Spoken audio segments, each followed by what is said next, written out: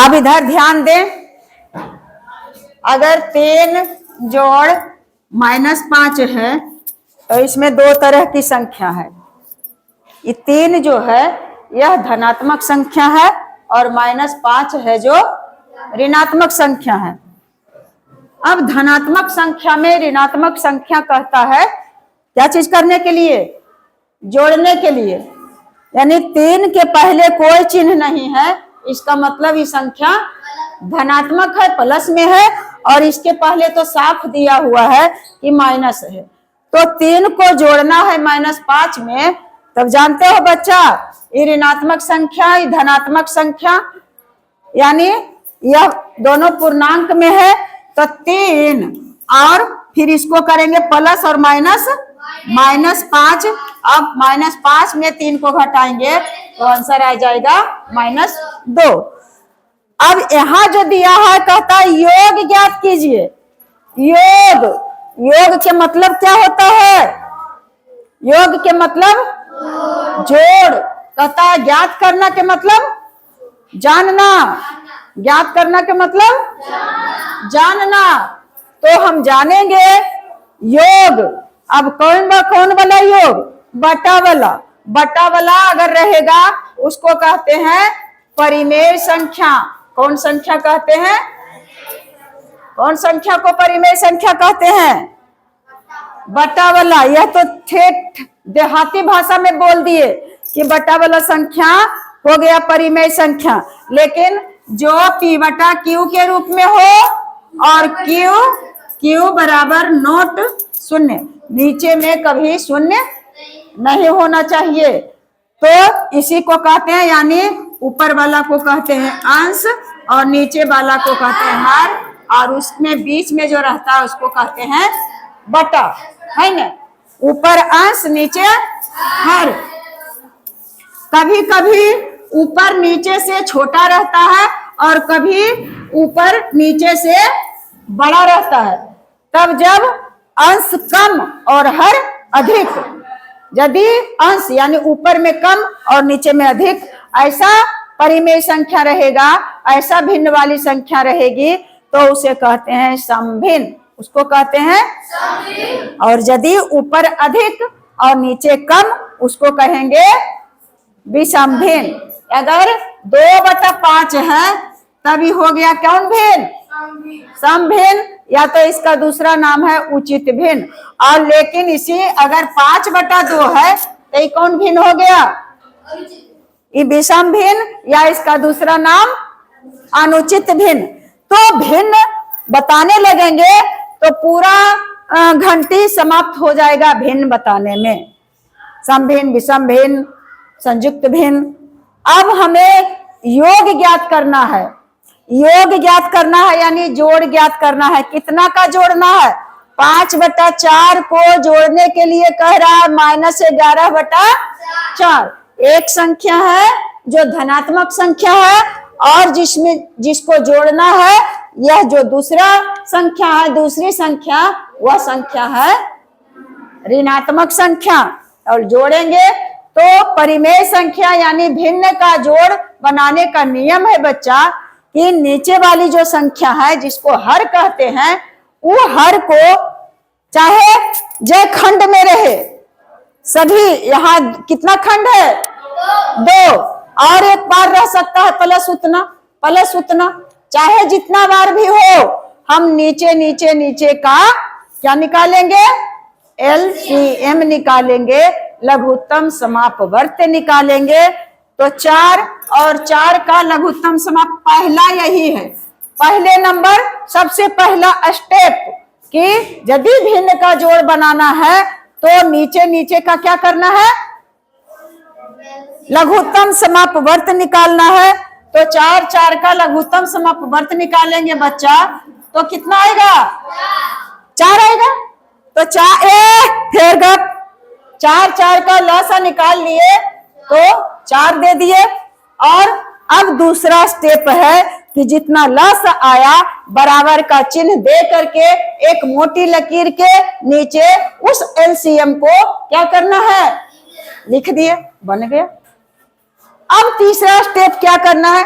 जो एलसीएम आया है, जितना लघुत्तम समापवर्त आया है, उतना में से बारी बारी से पहले वाली संख्या के जो नीचे में है, हर में है, उससे क्या करना है, वह भाग देना है, नीचे वाला से भाग देना है। तो 4 आया है तो उसका नीचे में क्या है, तो 4 से भाग देंगे तो कितना भागफल आएगा, 1। अब भागफल 1 आया, इसे संजोग करके रखो और चल जाओ, अपना निगाह करो ऊपर, बटा के ऊपर पर। तो बटा के ऊपर कितना है, उन 5 से क्या कर देना है, गुना कर देना है।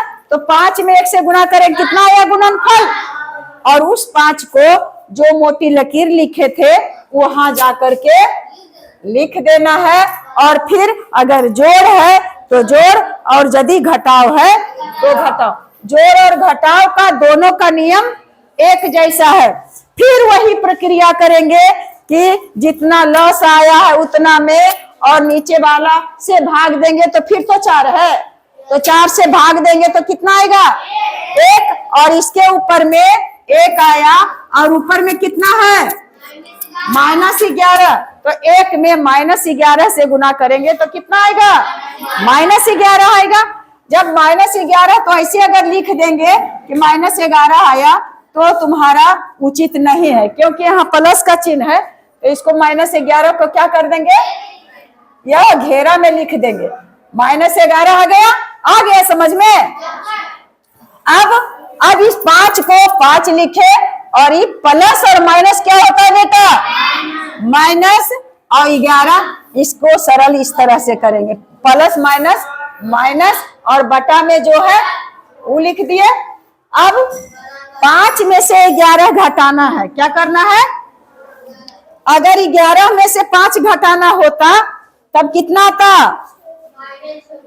11 में से 5 घटाएंगे तो कितना आएगा, 6।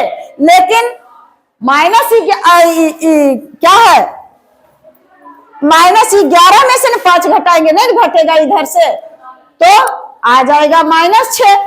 11 में 5 घटाते तो आता 6, लेकिन -11 में हम 5 घटा रहे हैं तो आएगा, ये प्लस है, +5 और -11, तो हर हालत में घटाना है। और जो अधिक है उसका चिन्ह पड़ जाता है, तो कितना आया, -6/4। यहाँ तक भी संतुष्टि नहीं है, अभी भी तुम्हारा आंसर नहीं आया, अभी भी कटेगा। क्या कटेगा, 3 दूना 6 और 2 दूना 4। अब ये माइनस तो रहेगा ही, -3/2 यहाँ आ गया आंसर। आई बात समझ में, हेलो समझ में हो। रेखा गणित नहीं बना करके लाएगा सभी लेकिन ये तो लाना ही लाना है, ऐसे रेखा गणित भी बनाना चाहिए। अब और आगे चलते हैं, यहाँ देखो -9/10 और जोड़ना है कितना।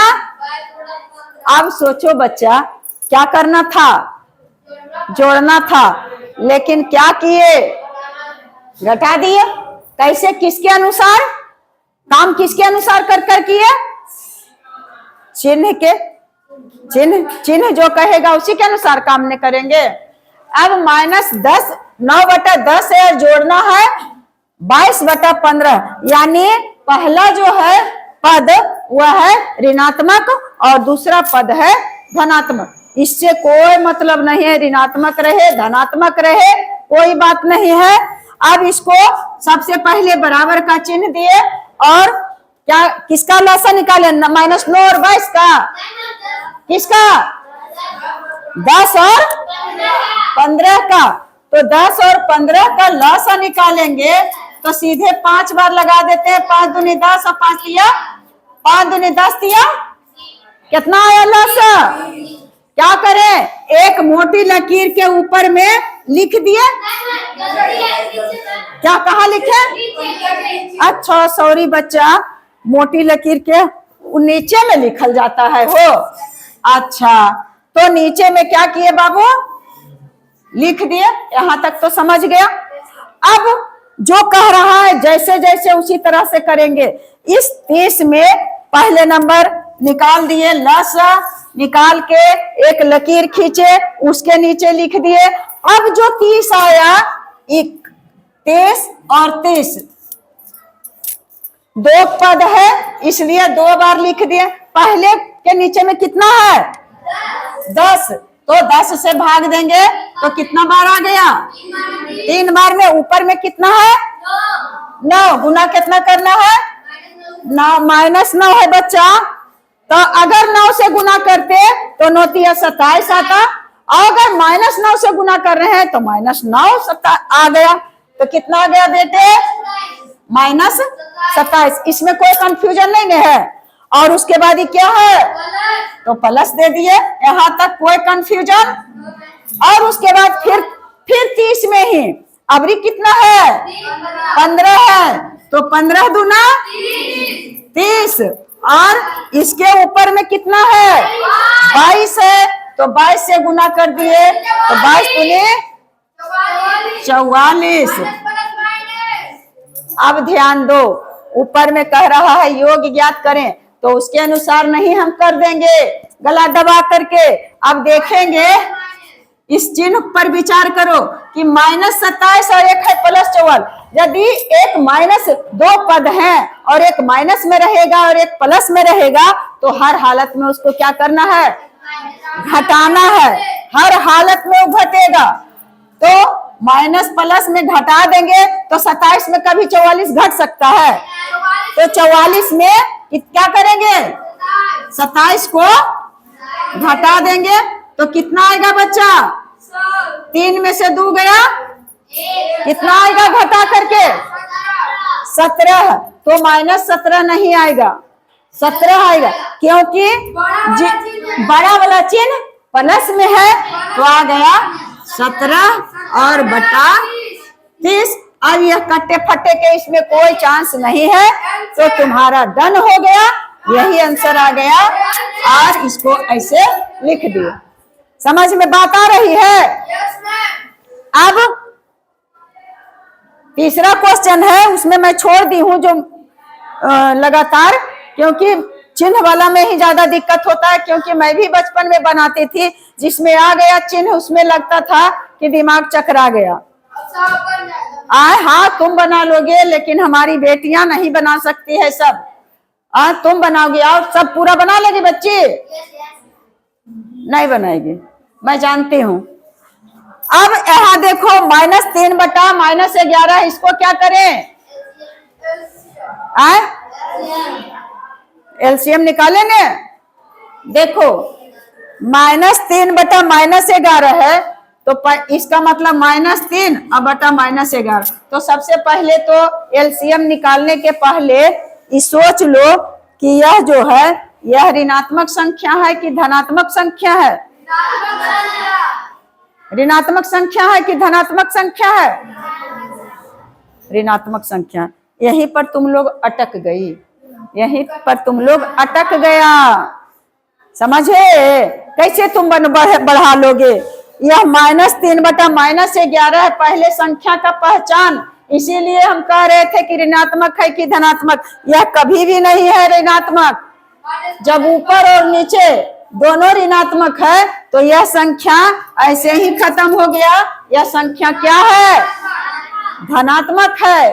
दिया हुआ अगर सिर्फ ऊपर में रहता या सिर्फ नीचे में रहता, तब वह संख्या ऋणात्मक हो सकता था। लेकिन जब दोनों में रहेगा ऋणात्मक, तब उस माइनस का कोई भी वैल्यू नहीं देंगे। समझेंगे कि यह संख्या बिना चिन्ह का है, यानी प्लस वाली संख्या है। ये बात को समझ लिया? और उसके बाद ये तो समझ लिए, और नहीं तो इसमें पढ़ोगे, हालांकि उत्तर आएगा उतना ही, लेकिन ज्यादा मथम मथी हो जाएगा। अब करेंगे। अब दोनों सादा हो गया, ये भी 5 + बटा 9, और ये क्या हो गया? 3 बटा 11। तब तो आंख बंद करो और बनाओ कि 11 में से कभी नहीं समझो कि -11 है। क्या है? तो 11 और 9 का क्या निकालें? एलसीएम। तो कटेगा ये, तो 11 नमा 99 आ गया। नहीं एलसीएम तो वही उसका गुणनफल ही उसका एलसीएम होता है। अब 99 में किससे भागा दें? -11 से। 11 से तो 11 नमा कई बार लगा 9। इसमें 9 में -3 से गुना करें, 9 27। हमारे बच्चे बहुत क्या गलत कैसे है? ये बराबर के चिन्ह है वो, है ना? ठीक। उसके बाद फिर 99 में भाग देंगे यदि 9 से तो भागफल कितना आएगा? 11। और 11 में 5 से तो 11 5 55। अब दोनों को जोड़ देंगे, 7 और 5 12 और 5 और 2 7 और 1 8 82 बटा नहीं कटेगा बच्चे। यही आ गया आंसर। समझ में आ गया? सोचो किताब वाला बुक छापने वाला कितना होशियार है कि ऐसे करके दिया है ताकि बच्चा इसमें लटपटा जाए चिन्ह में, है ना? वैसे भी बना सकते हैं चिन्ह को लेकर के भी, तब भी आएगा उतना ही। अब देखो दोनों ऋणात्मक है। क्या है? अब इसका क्या कारनामा होता है? 19 और 57 है बच्चा। क्या है? तो क्या करें बेटे? 19 और 57 का लसा निकालेंगे, लघुत्तम समापवर्त, तो आएगा हमें 57 ही आएगा। अब 57 में 19 से क्या करेंगे? तो भागफल आएगा 3। और 3 में -8 से गुना करेंगे तो 8 या कितना आएगा? 24 आएगा, -24 आएगा। और यहाँ फिर प्लस का चिन्ह है तो यहाँ दे दिए प्लस का चिन्ह। अब फिर 57 में 57 से भाग देंगे तो कितना बार लगेगा? 1 बार। और 1 जब आया तो चिड़िया उड़ गई खेत से। 1 में -2 से गुना करना है तो माइनस वाला आया तो यहाँ लिख देते हैं -2। लेकिन यह सिस्टम जो है गलत है ना? इसको क्या करें? 2 चिन्ह एक बार उसको समेट दिए माइनस वाली संख्या को। अब इसके आगे फिर बढ़ो और आगे बढ़ो। -24 तो अपने स्थान पर -24 है और प्लस और माइनस चिन्ह बदल जाएगा, -2 और बटा 57। इस सबको मिटा देते हैं हो। अब जब दोनों संख्या माइनस में रहेगा तो दोनों तो ऋणात्मक है, एक ही जाति का है, अलग अलग टोली में बटा है, तो उसको क्या कर देंगे? एक जगह इकट्ठा कर देंगे। ई भी -24 है और ई भी -2 है, दोनों है। जादव जी एक जगह का हो जाइए, एक घर में नहीं बटल रहिए, नहीं तो क्या हुआ है राजद का हालचाल। अब एकजुट हो जाइए। तब कहा हाँ भाई अब नहीं रहना है, तो -24 और -2 क्या हो गया? -26 और बटा 57। यही आ गया आंसर। तो इतना समझे? कौन कौन समझे? हाथ उठाओ। तो हाँ ठीक है बच्चा। तो कितना? 8.2 का है हो। तो 8.2 का जो अंक गणित से है, इसको आप लोग 1 नंबर कितना है दिखाओ तो, इसको बना करके लाइएगा और आप लोग ध्यान से देखें, समझें। मेरी शुभकामनाएं आप लोगों के साथ हमेशा बनी रहेगी। भगवान यदि हमें सद्बुद्धि देंगे और हमें दिमाग में कोई प्रॉब्लम नहीं रहेगा, हमारे शरीर का पाठ पूर्जा अगर काम करेगा, तो मैं हमेशा आप लोगों की सेवा करती रहूंगी। जय हिंद, जय भारत।